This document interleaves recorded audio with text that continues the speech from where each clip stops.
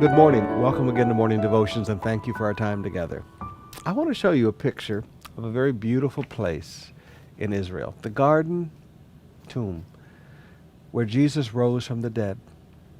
And as we look at that, I want you to just listen to a verse as the video runs. Luke chapter 9, beginning with verse 21.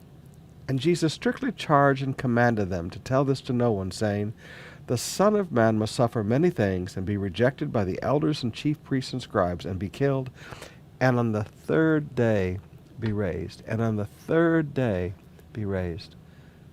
All right, now I want you to think with me a minute. How many times, go through the Gospels and see how many times Jesus told the disciples, told his 12 apostles, they're going to kill me, and on the third day I'm going to rise again. But did you notice on the third day, none of the disciples were sitting outside the tomb waiting for Jesus? They were all hiding.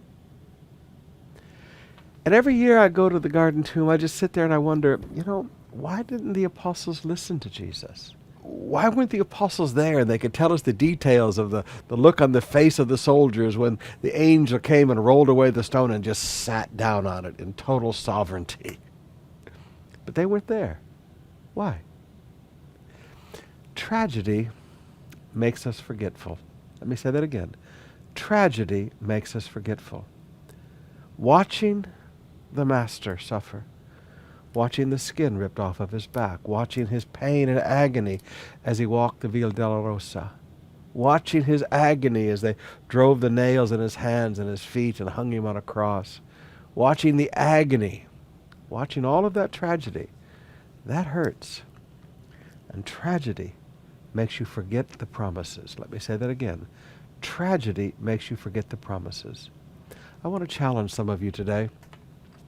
God's made some beautiful promises to you. God has said some beautiful things to you. And you've just walked through hell and high water. I mean, people can't even begin to understand how much you've been through lately and the pain and the sleepless nights. But I would challenge you.